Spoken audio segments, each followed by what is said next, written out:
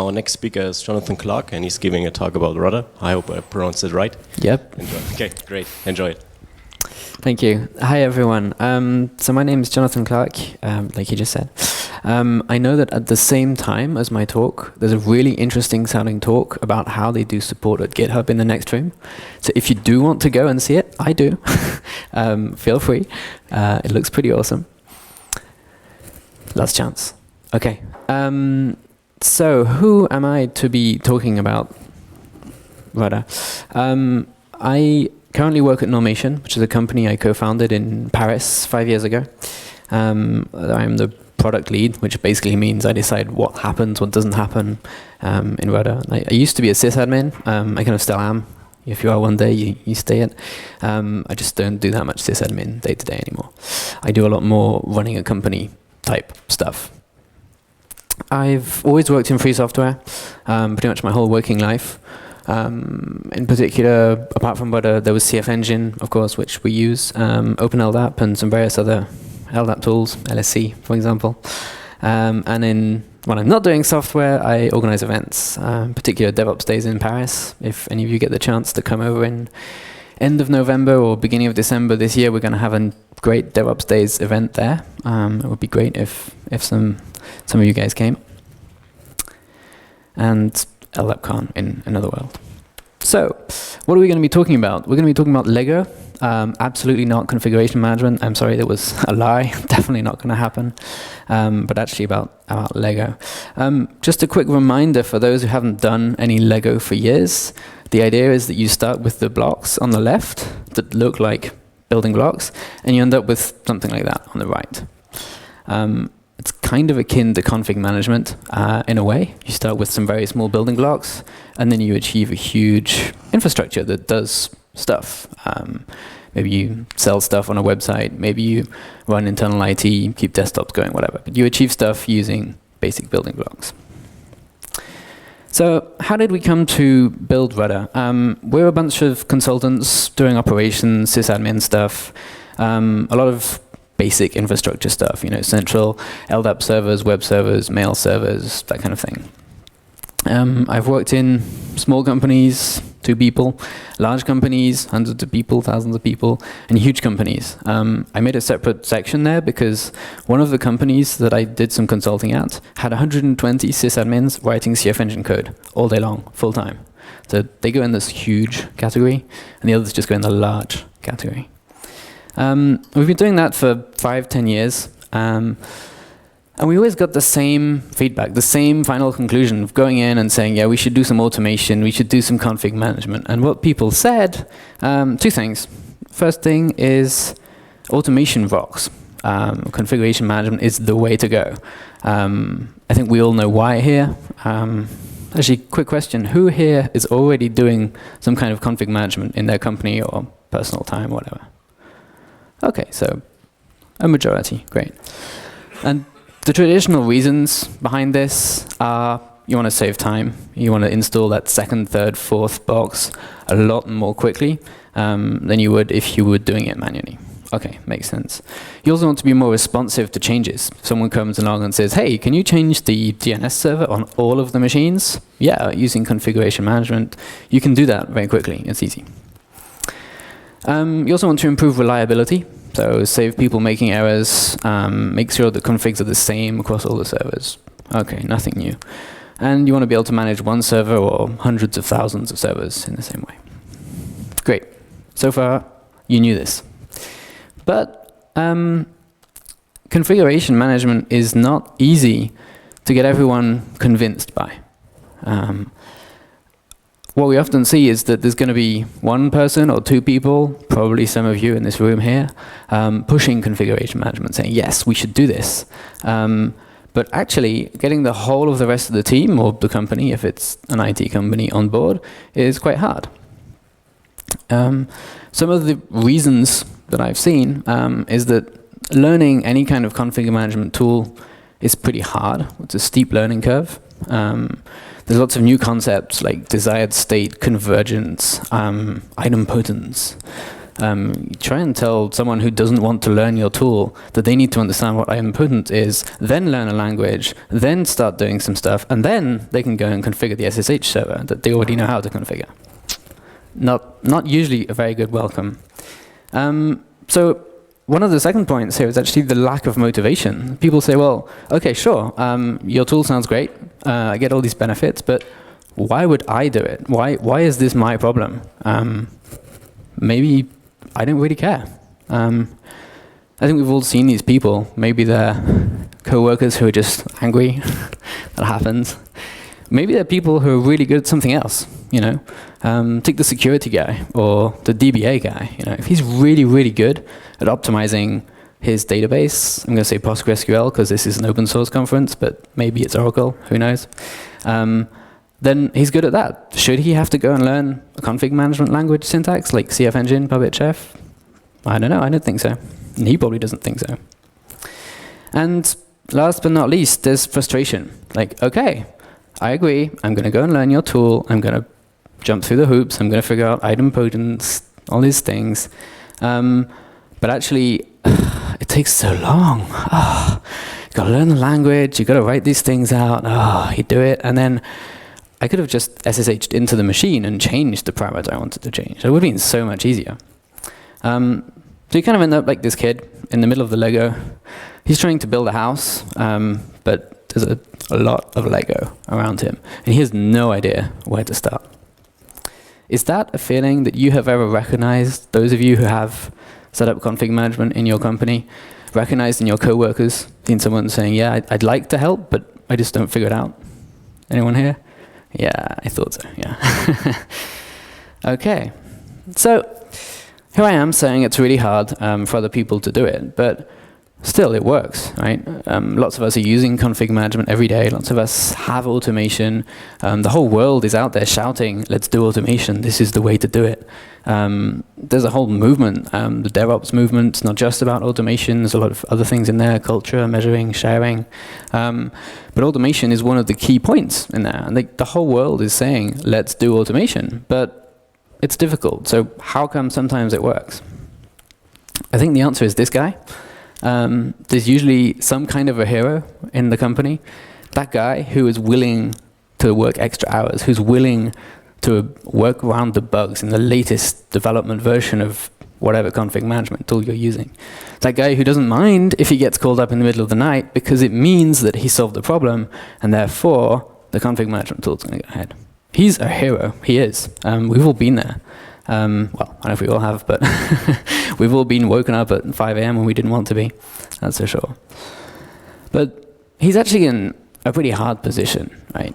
He's the guy who gets this call that says, hey, I'm trying to set up this SSH, Postgres, whatever, in config management, but I can't do it. Can you help me? Of course I can. Yeah, sure. I'm not going to say no to help you with something that I introduced and I'm the expert on, am I? Yeah, of course.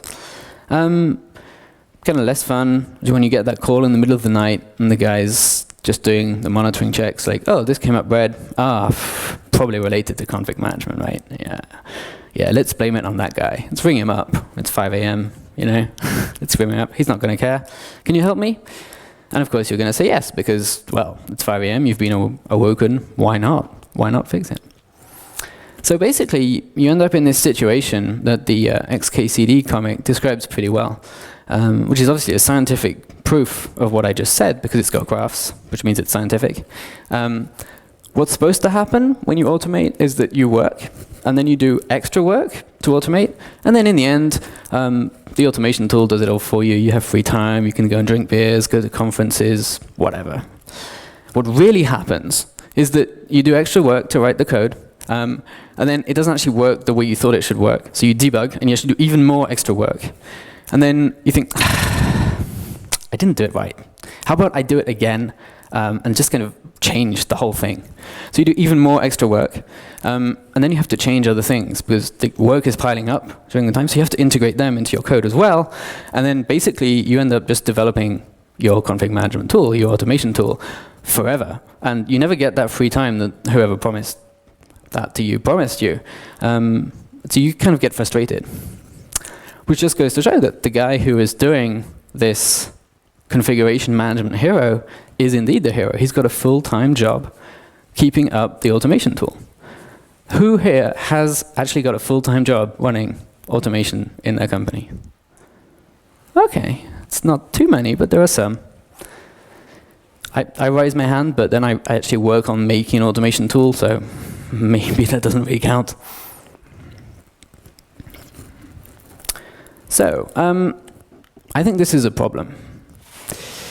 I think it's a problem in that it's definitely something we need to do. We need to automate things. In the current day and age where you can spin up 100 cloud instances in 2 minutes if you want to, yeah, you need automation, definitely. In the current day and age where security threats happen, SSL problems, just random example, you know.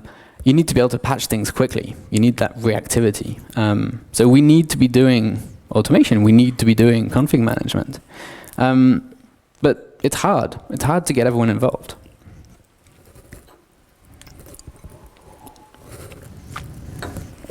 Sorry. So how can we help this? Going back to the issues that I mentioned earlier that said it's hard for our co-workers to actually get involved. First thing we said is there's a steep learning curve. What can we do about that to help them? Obviously, we could train them. What we want to do is get rid of the steep learning curve, I think. Yeah, we need training. There's Puppet training happening right next door at the moment. Jump in there if that's going to help. I don't know if you're allowed to do that, but you could try. I think that we should be separating how we do things and what content there should be in there. If we think back to our database admin, our DBA for a second, what he needs to be doing is setting up the right cache sizes or the right Postgres configs in Postgres. He doesn't need to be writing Puppet code or CF engine code or whatever to do that. He just needs to be able to say, hey, change the cache size from 256 megs to 1 gigabyte, something like that. So it's exactly what people started doing in websites, what is it, 15, 20 years ago now, using a MVC controller view model thing. You have the content. That's an author, you know, an editor, a communications person writes the content. And the way the website works, the PHP code or the Java code or the Python code or whatever we use, is completely separate. You don't want the person who writes your blog to be writing PHP code to write a blog post to you. That makes no sense. So it should be the same in config management. Why are we mixing together the values and the code? We shouldn't be. I don't know if anyone here attended the talk that was in this room yesterday, which was about solid principles in config management. It's exactly what they were saying. Separate the content from the way you do it. So that's the first approach, the first thing that I think we should be doing.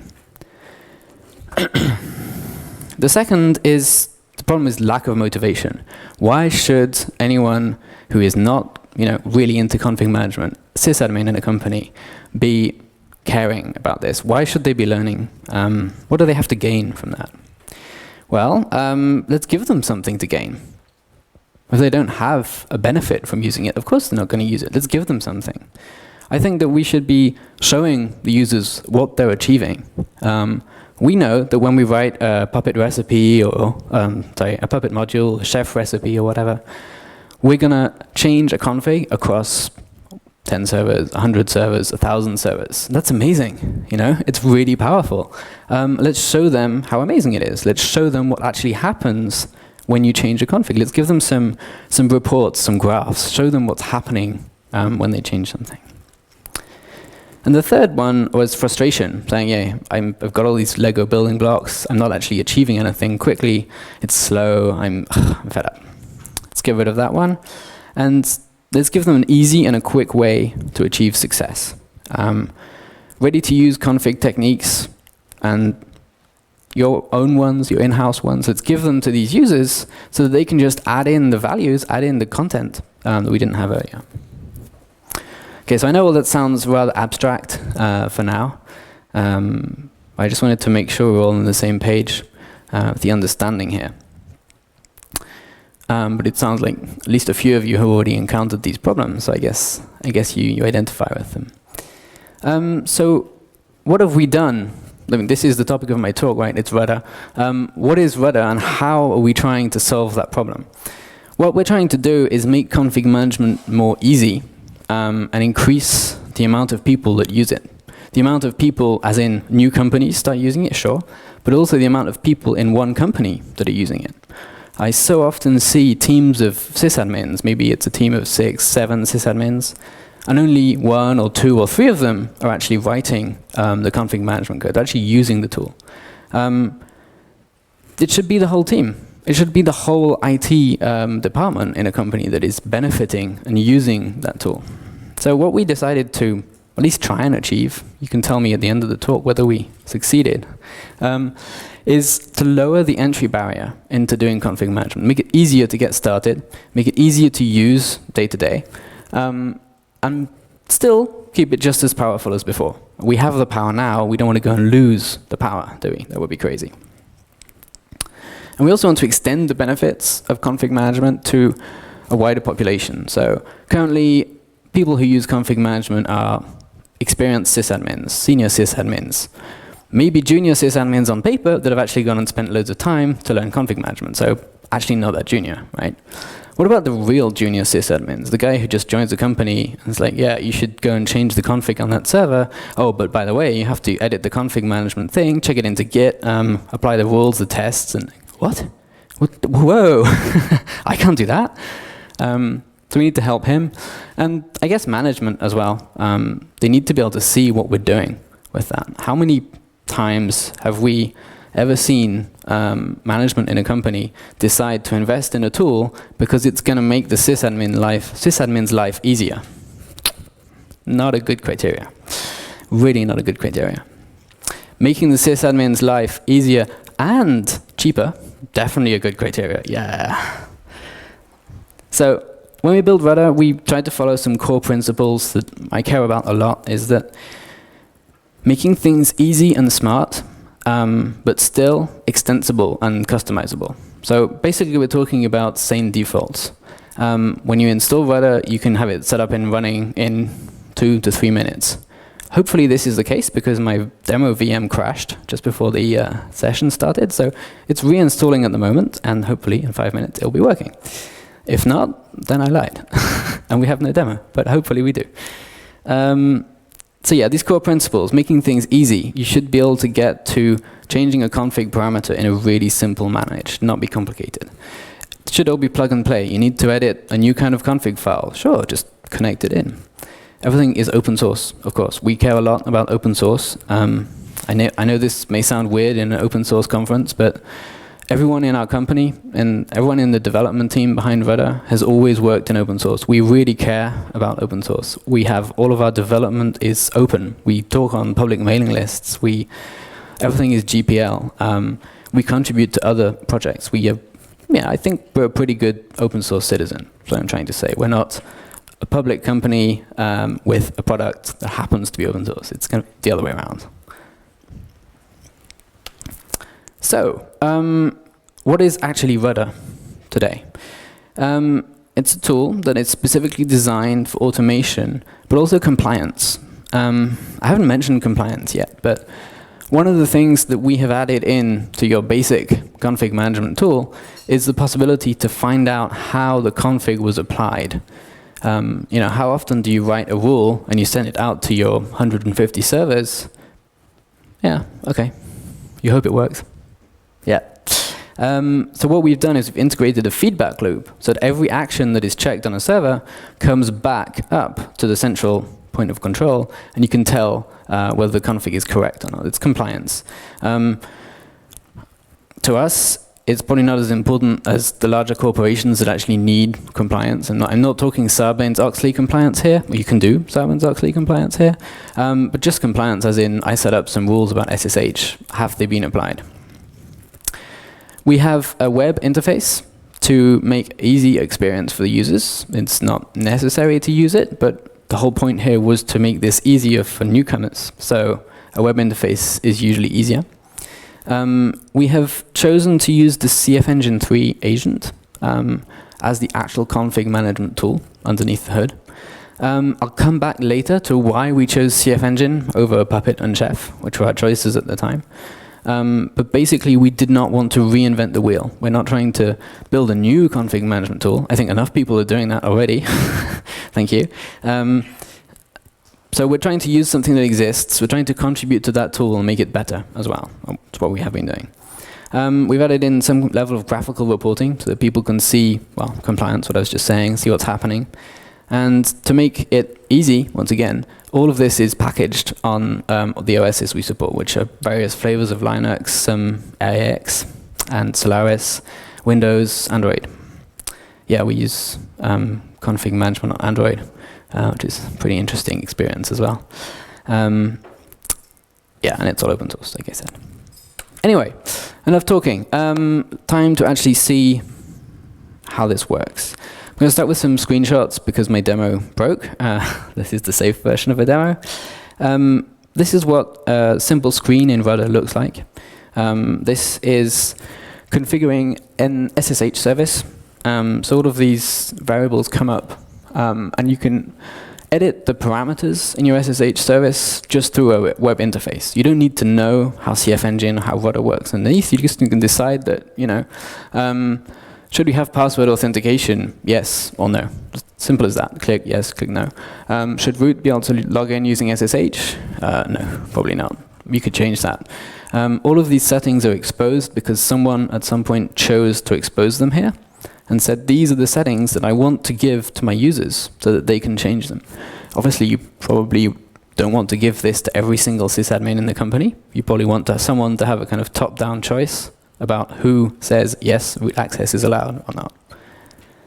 Once you've set up these rules, you get some built-in reporting. So here we have two sample rules called web database and web front. And they've come back with two different compliance levels. One is 0%, that didn't work very well, and one is 100%. So what we're doing here is we're setting up target parameters. This is a desired state, exactly the same as in Puppet, Chef, CF Engine, so on. But instead of writing the code to do it, the code was already written. We're just injecting the parameters, sending them out to the hosts that are going to try and apply them, and come back and say, yeah, everything was okay, or actually, on the web database, there was an error. If we then zoom in on that database section, we can see that there are several components making up that rule. All of these last 5 lines here, but actually one of them had a problem. It says it's repaired here. Repaired means that it found a problem, changed the file, and fixed it. But from a compliance point of view, we have to count that as a 0% compliance. It means that there was a problem in the past. Next time the agent runs, it's going to be 100%, hopefully. Since all of the changes we're doing are happening in one central place, it's the Rudder server, it could be the Rudder web interface, it could be through the API, it could be through the CLI. Everything we do is traced, exactly in the same way. If you're doing Puppet or Chef or CF Engine, you're going to commit your CF Engine code or whatever into a Git repository, an SVN repository. It's exactly the same thing here. You use the web interface, and every change will become a Git commit in a Git repository. And you can even see the differences that one commit changed when the change was made. So remember the example I showed you first with the SSH config here. We changed the password authentication from yes to no. And then you see in the logs, this is a kind of pseudo XML format, which is kind of weird, but it's pretty easy to read, that the OpenSSH server password authentication went from yes to no. It's a basic diff format, which is, to us as sysadmins that are used to reading through, or at least infracoder sysadmins, used to reading through git diffs, SVN diffs, it's a pretty standard format. But to users that are not used to that kind of thing, it's still a pretty easy format to read. You can see all the settings. Red means it's gone. Green means it's new. Pretty simple. So I mentioned I was going to talk a bit about why we chose CF Engine. I'm going to talk a bit about 4 different design choices we made here, actually.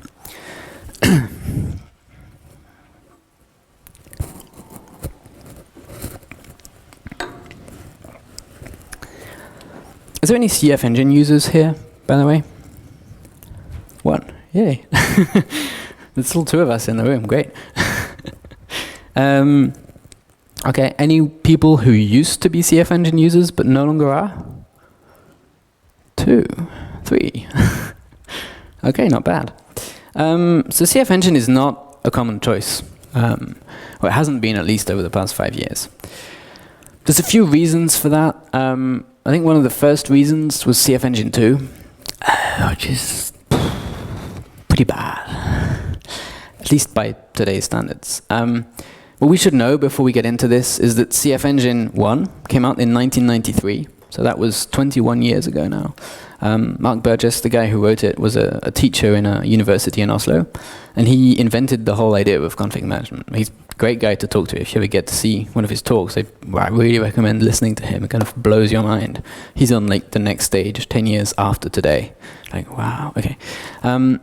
So he did CF Engine 1. Being a university teacher, he put in open source, like everything that happened back then in universities, and people started using it. And then came CF Engine 2. CF Engine 2 built on CF Engine 1, made things a bit better, so on. And loads of people started using it. Lots and lots of Unix and Linux shops around the world were using CF Engine 2. And it drew a lot of contributors. Lots of code went into CF Engine 2. One of those contributors was called Luke Kanies. Those of you who use or have used Puppet will have probably recognized the name.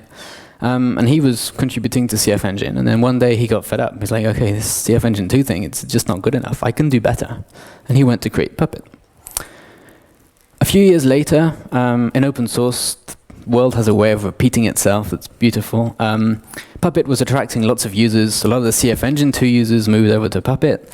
And there was one of the guys there who was contributing to Puppet. It was called Adam Jacobs. You may have heard of him if you use Chef. He got fed up again with Puppet, and he said, I can do better. And he went and created Chef in 2009, if I'm not much mistaken. And at the same time as he created Chef, Mark Burgess also said, well, okay, CF Engine 2 was not that great. We can do a lot better now. Let's learn from the lessons that we failed the first time and create CF Engine 3. So when I talk about CF Engine from now on, we're talking about CF Engine 3, which is a completely rewritten version of CF Engine. It has, to be honest, not much in common with CF Engine 2.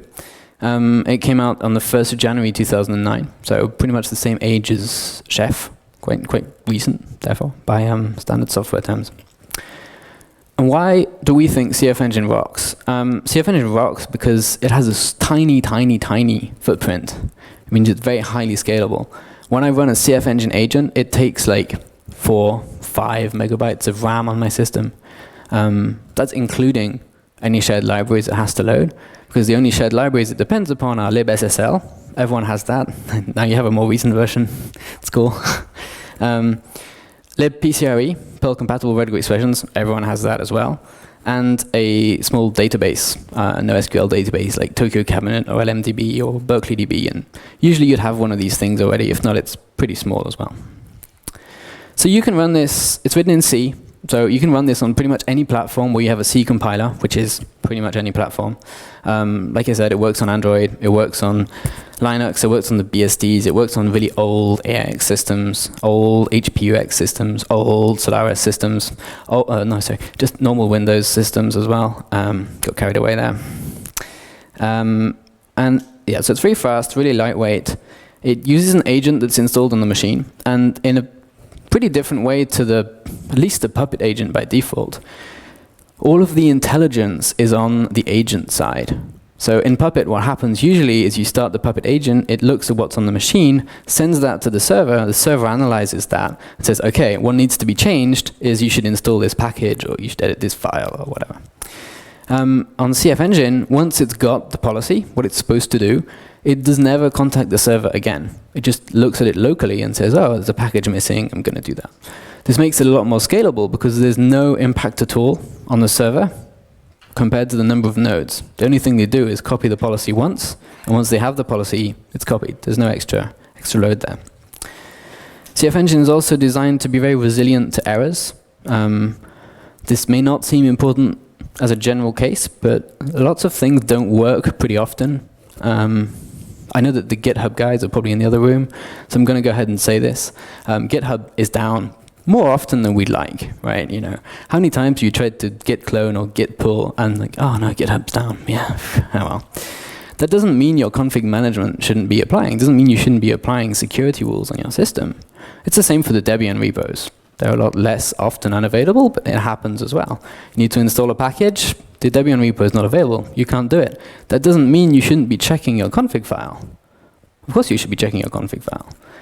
So that's a simple case. A more complex case is a submarine. There's at least 2 different marines in the world that actually have CF Engine running on their submarines.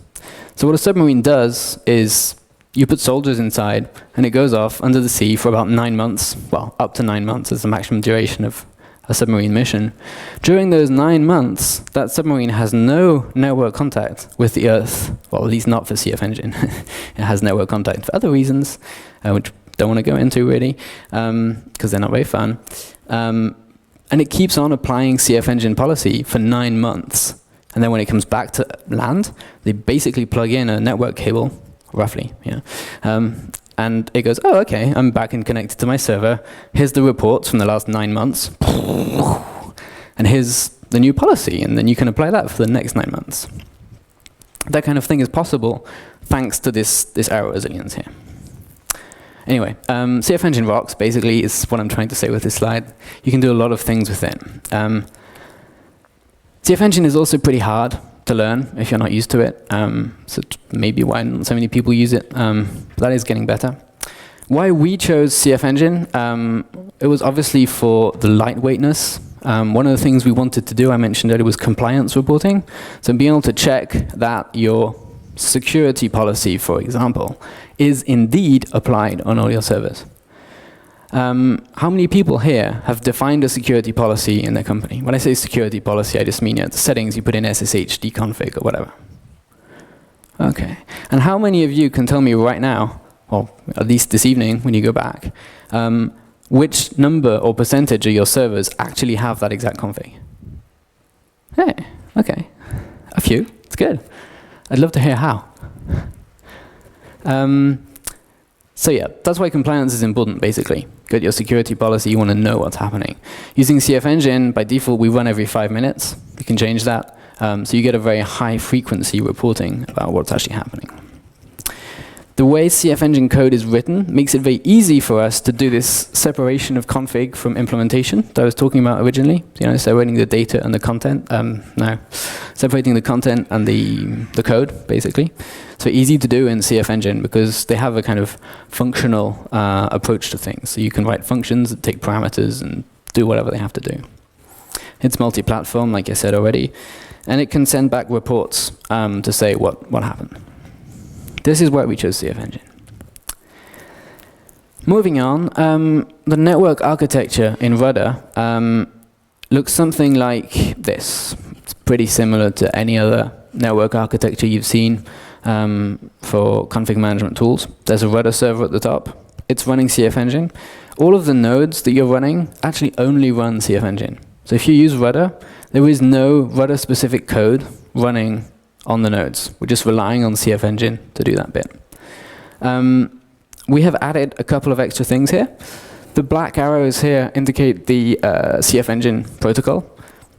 And then we've added 2 other protocols, so HTTP, which is used to send some inventory data, and syslog, which is used to send the reports. So basically, every time a node runs CF Engine, it's going to output some reports saying, how did this work? And they're going to be sent through syslog. Why syslog? Because it's great. Every single system has it. It's really standard. No one gets scared by syslog. It's very easy to set up because it's already there. So it kind of just works. You can also build a separate part of your network over here in such a way that if you have network restrictions, for example, you're not an ISP, you're a hosting company and you have several different customers in isolated network areas, you can separate their configs so that only they are behind their firewall and it's all separated out. So what does the typical usage for Rudder look like? What will happen, this is a workflow that we defined with one of our customers, was actually for a security policy there, is that the management, the guy at the top wearing the tie, would define policy. He would say something like, all of our passwords should be at least 15 characters long, and they should be changed every 3 months. Okay. And he would pass this down to his team of sysadmins and say, do it. Okay, I just want it done. Doesn't matter how it happens. That is the policy. It needs to be happening.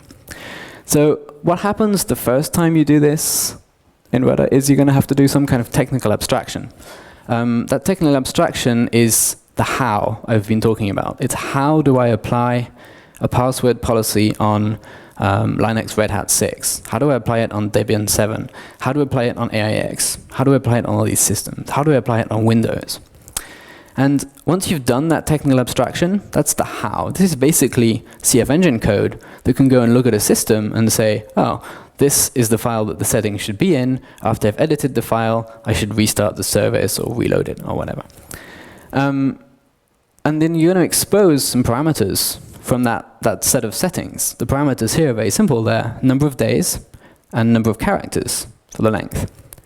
Once you've done that, the sysadmins, or whoever basically, can go and configure those parameters using a web interface, or using an API, or using a CLI, whatever they want to use, and just change 15 characters 3 months in the settings. Rudder will then go and generate CF Engine config, which will be applied once on a server and then continuously checked every 5 minutes by default, or less frequently if you prefer, and send back up reports. Reports for the dude who just changed it. Say, yeah, you changed it, it worked. And a report for management that has a nice pie chart in it that says, yeah, your security policy is correctly applied across 100% of your IT systems. And this, in effect, is where the separation of code and content happens, is by this technical abstraction. But you only have to do that once. And the nice thing is that a lot of these technical abstractions have already been done in Rudder.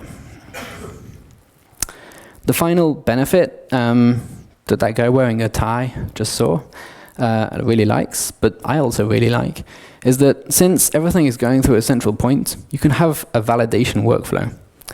So every time you change a config, instead of you just saying, okay, I changed it, it's committed, now it changed, it's happened, you can have some kind of peer review. Just like a pull request on GitHub. You can say, this is what I would like to change. This is how it comes up. And then you get either a coworker or your boss or whatever to come and validate that and say, yes, this is actually how it's going to work.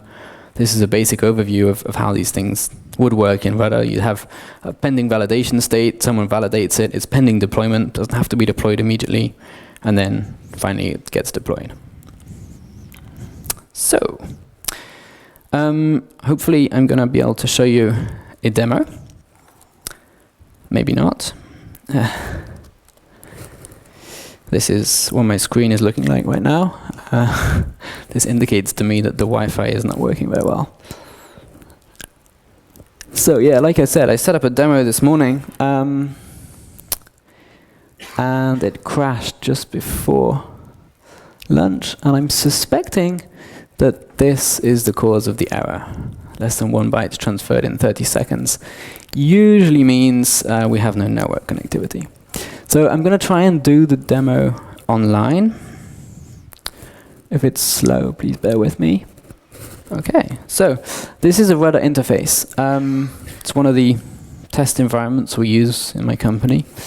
You basically have 2 big parts in Rudder. One is node management, which allows us to see information about the machines we're running. And the other one is config policy, which is, yeah, configuration management. And then the other 2 are administering Rudder. So in this particular case, we have 6 nodes that are waiting to be managed by this server.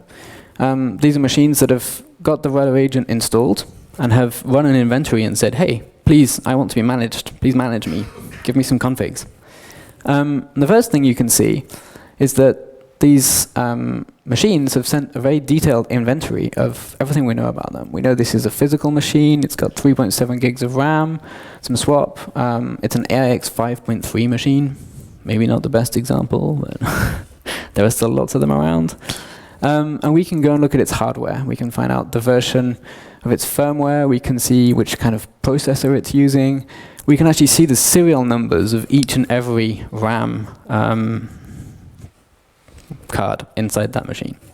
So we get a whole hardware inventory that includes file systems, the amount of space that's available. It includes network interfaces, MAC addresses, IP addresses. Everything basically you would go and look at on a server just comes up. This is pretty much the same role as stuff like Factor in Puppet or Ohio in Chef. We use a tool called Fusion Inventory to do this, which is a Perl, small Perl agent that does that. It's pretty nice. It also brings up a list of all the software that's installed. This being an IX system, it uses RPM, so they have 3 RPM packages. Great. Lovely world. Any environment variables that are on the system come up here as well. Processes at the time the inventory was run. Obviously, this is not real time. It's not actually contacting the node to find out.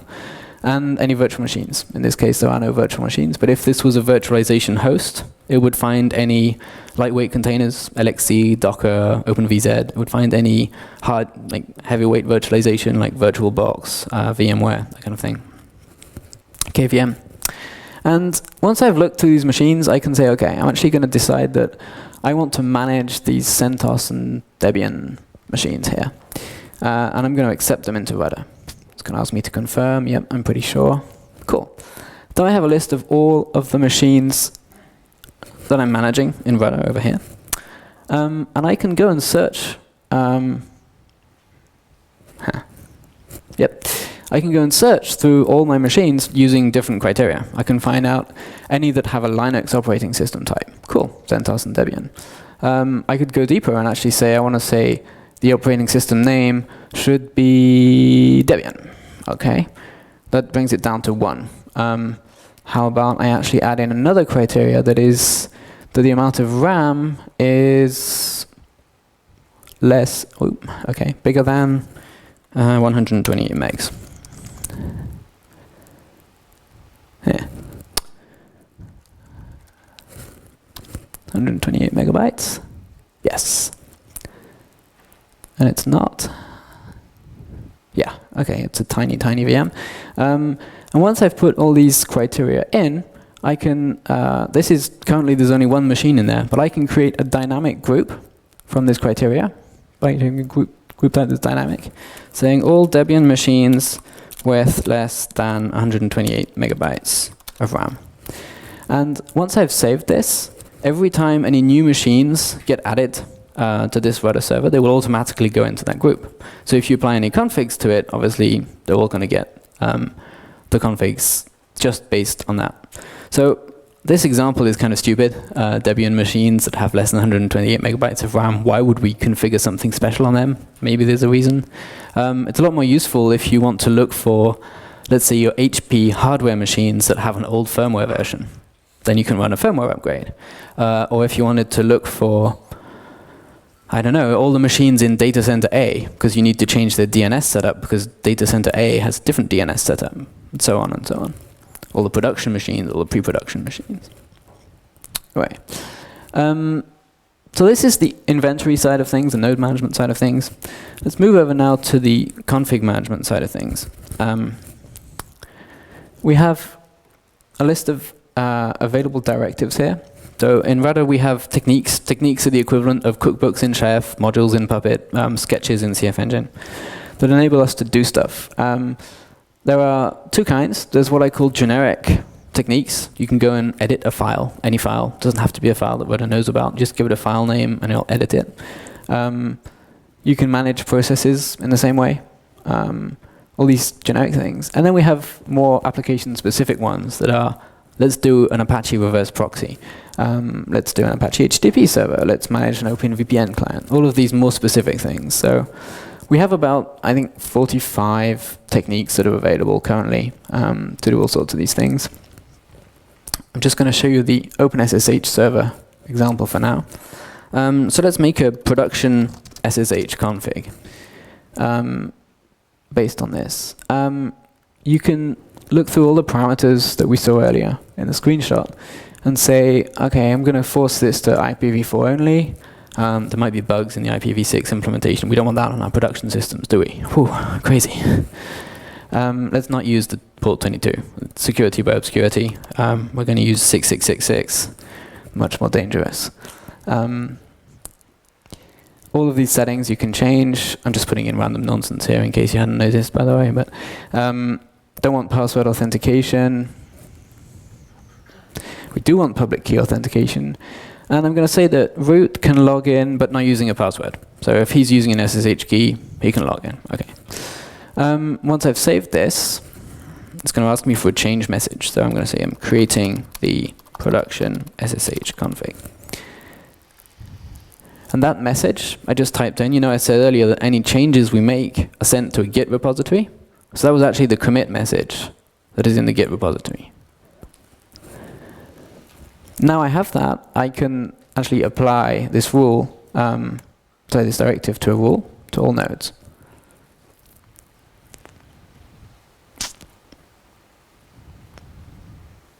Now, of course, is when the network doesn't work. Hello?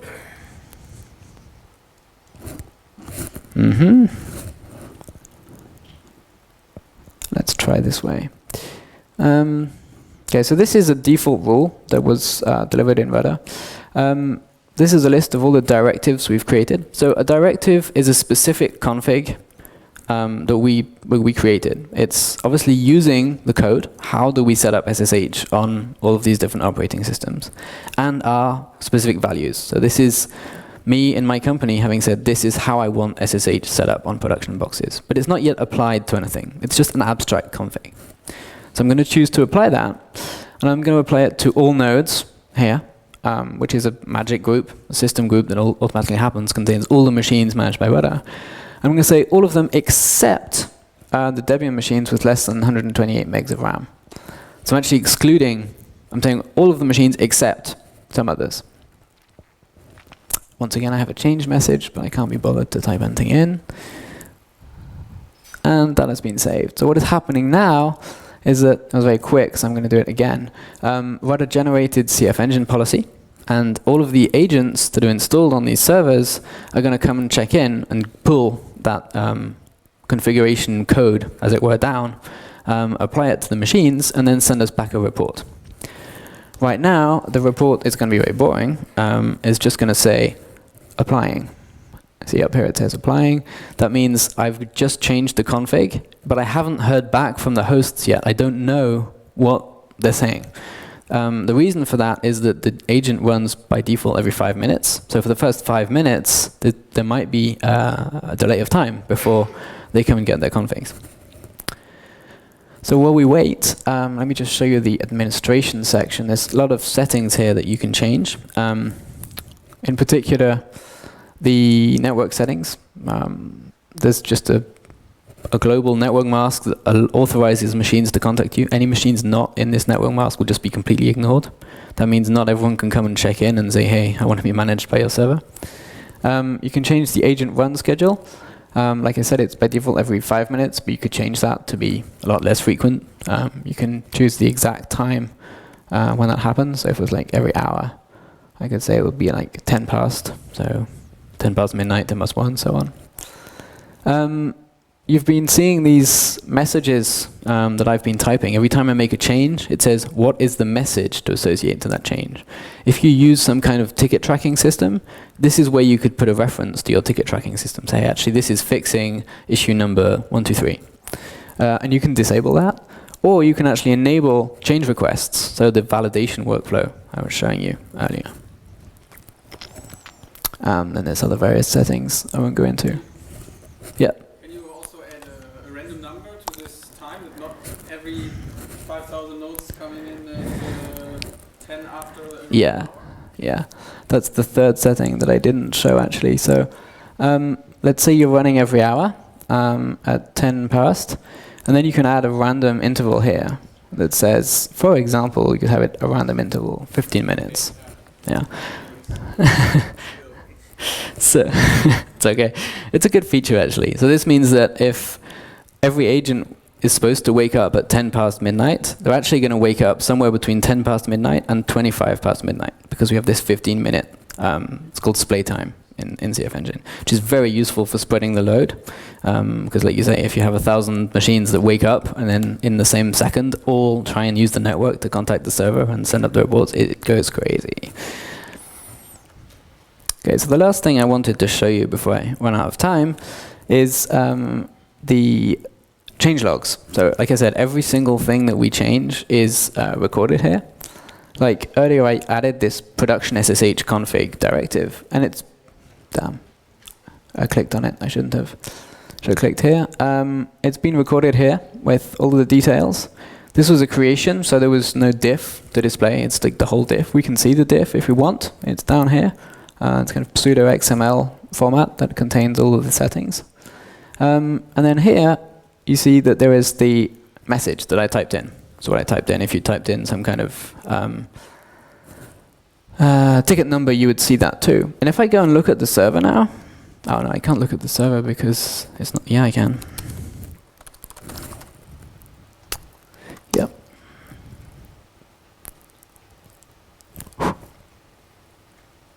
It's a very long way away. It's like 600 kilometers away. It takes a long time for TCP packets to travel that way, apparently. Somebody has to approve it upstairs. That must be it, right? Yeah. Could you go on? Yeah. Huh.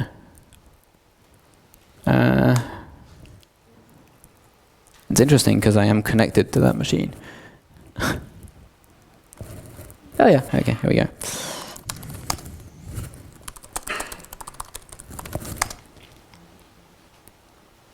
Great. Right, so what I just wanted to show you was the configuration that we just changed is going to be in the git log here. You see here I said creating the production SSH config. We added that, and this is a git commit in the git repository that is underneath Rudder. So you could have this synchronized to GitHub, you could have this synchronized to a backup server. If you don't want to use the web interface, because you're that kind of person, you're a geek and you don't need the web interface, I'm one, it's okay. You can just use the git interface. You can git log, you can git show. If I git show that commit, it's going to show me, what did I do wrong? I didn't do anything, maybe that's the problem. Yeah, it's going to show me the exact file that was changed. This one, again, is the same very verbose one we just saw in the interface. But if I look at a change, this was, damn, I keep clicking on the wrong thing. This was a change over here. What happened is that we changed the group target from all nodes to all nodes except Debian machines, and we added a directive. I didn't enter any message in that one, but we can still see it in the git log here, which would be here. So if we look at that commit, we can see, maybe we could have some color. Yeah, I always do that one. Yes. So we can see the diff saying the target was changed from this thing, whoa, to that thing, which is kind of hard to read. And the directives were changed to add this one in. This is technical logs, obviously, at this stage. You've got IDs in there that are pretty opaque, which is why we have a web interface. But still, everything is hackable, as it were, via Git. Okay, I think I've showed you what I wanted to show there. I just wanted to say a few final words about extending Rudder, because I presented this to quite a few sysadmins. People usually say, yeah, that's pretty cool. I could see that my coworkers would need that, but I'm not going to be in control anymore. I mean, okay, how do I actually change a config using Rudder? What if I don't want to use the ones you provided, but only do mine? So let's just take a quick look at this graph here. We should look at the nodes on the right-hand side earlier. We make groups out of them, and we have techniques, which are these abstract modules, which are how you configure stuff. It's the code part of the content and code, which are like Puppet modules, Chef Cookbook, so on. We make directives, and we apply the directives via walls to groups. Okay. So what we would need to do, let's say you don't like the way we implemented our SSH server config. Let's say you want to do your own. You would change the technique that isn't behind that. You want to look at this techniques block here. And you can actually write any configuration you want in a technique. If you are that configuration management hero we saw earlier with the Superman Lego guy, you can go and write CF Engine code to do whatever it is you want and expose just the parameters to your coworkers. You can choose exactly what web interface you want to design using very simple language. That probably sounds scary, and I told you earlier that CF Engine language was a bit scary. So I just want to show you an example of what this actually looks like using this framework called NCF that we also created.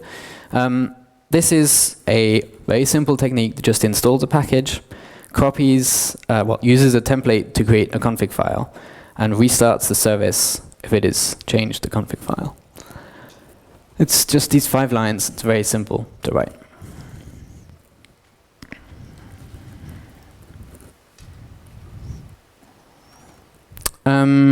Final word.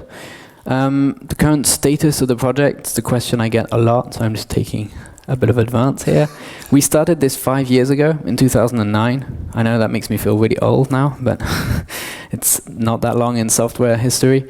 And now it's become pretty reliable. We've got lots of big users running Rudder.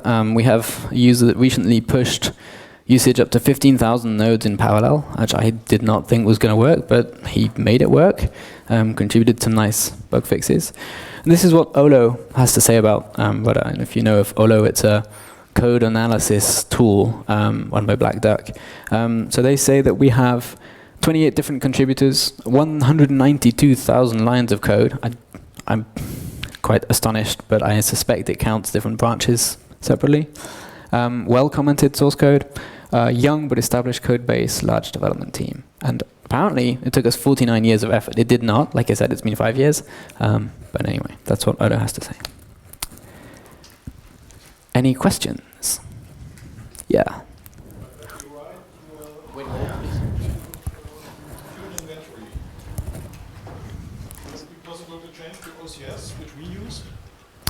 So I'll repeat the question for the recording. It was, apparently we're tied to Fusion Inventory as an inventory tool. Could we use OCS instead? Probably, yeah. I've never tried. But the way the inventory gets into the web app is it uses a small application called an endpoint that takes the file that Fusion Inventory generates, which is an XML file, and converts it into Rudder's internal storage.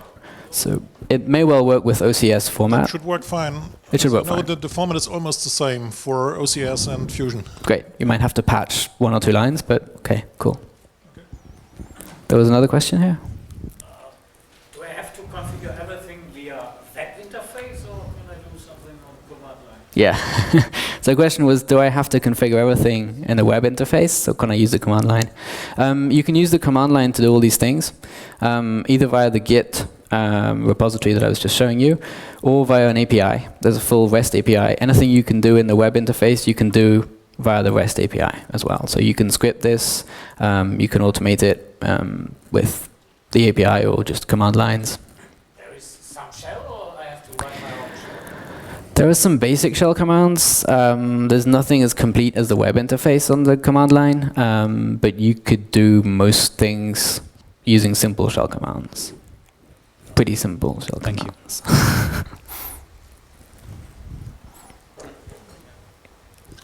How do you do service orchestration, like first switch off the 3 web servers but keep the other 3 running, then switch off the first database server, update it, put it up again, and then do the other chunk? So it's a very good question. It's an annoying case, but happens frequently. What we would do in this case is that we would just implement that in CF Engine, because everything that runs on the host is CF Engine code. So we would write CF Engine code that includes the signaling mechanism or the detection so that host 1 talks to host 2 or 3 and detect it like that. Is this theoretical or practical, what you just said? I'm not sure I understand the question. Did you write such a solution, or would Yeah. that be an idea to do it? It's both. We have written such solutions, yeah. Yeah. That we don't have anything that is built in, that's like a generic technique like the ones I showed you to do that, because usually these situations are very specific to one company or one infrastructure.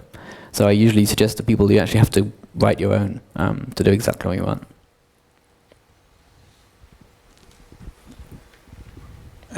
What else do you need for synchronization or the other question? Other question. Could you sync two Rudder servers using Git? So could you just? Yeah, a lot of our customers do that actually. They have a Rudder server in dev, or a Rudder server in pre-production, and a Rudder server in production, and they do a Git pull from one and a Git push onto the other to migrate the configs up. But the users and such is the users are not in the Git; they're separate. The nodes are not in the Git as well. All of the configs, as in your SSH settings and so on, are in the Git. Okay, and then the users are in data structure that's inside of the Rudder code, or is it a database that you could share or that you could replicate to the others? So there's several ways. One is to use, there's a Rudder users file that you can declare users in with passwords, or you can connect it to an LDAP database, well, LDAP server, and query. And you map the Git commits names, so the usernames of the Git commit with, you have to have a name in the LDAP or whatever. You do, It has to be the same name, let's say. Yeah, otherwise we just use the username, the login name. Okay, cool. Thanks. Thank you. So in our company, we have the limitation to not run config management agents unless explicitly triggered. Mm-hmm. Could you do that with Rudder, like go and it runs? It's not configurable directly today, but you could change that so it never runs automatically and just have a remote trigger to do it, yeah. It would be, for me, it would be like 10 minutes work because I know the software quite well. If for someone who's never done it, it might be a bit longer, obviously, to set that up. Okay, so, but if we would do this, the what was it called, the compliance? Yeah, the compliance would be terrible. It would say 0% the whole time, you're right. Yeah, but you would see the moment it would be done, right? It would change to 100. Yeah. But if you have a frequency of 1 hour, for example, it will stay at 100% for 1 hour, and after 1 hour, it'll say, hey, the node's not responding anymore. Yeah, okay, you had to change that, of course, that it didn't wait for 1 hour and then break. Yeah, and we're actually working on that. This is Rudder 2.10, which was released last week, I just showed you. We're working on this for Rudder 2.11, which is going to come out at the end of May, so in 1.5 months now. And we're going to be able to disable the compliance mode. So if you wanted to do that, you could say, I just want the nodes to send me a heartbeat, saying, yep, I'm alive, yep, I'm alive. And it would just say the node is alive. Last time it checked the configs, they were okay. Good. Thanks. Thank you. Any more questions? Why is it 7 O's? It's Google's fault. There was apparently one with 1, 2, 3, 4, 5 through 6 6 O's on Google, and I chose the one with 7. Yeah, it's not the easiest to remember. So, well, no more questions? Okay, well, thank you very much for listening and for your questions.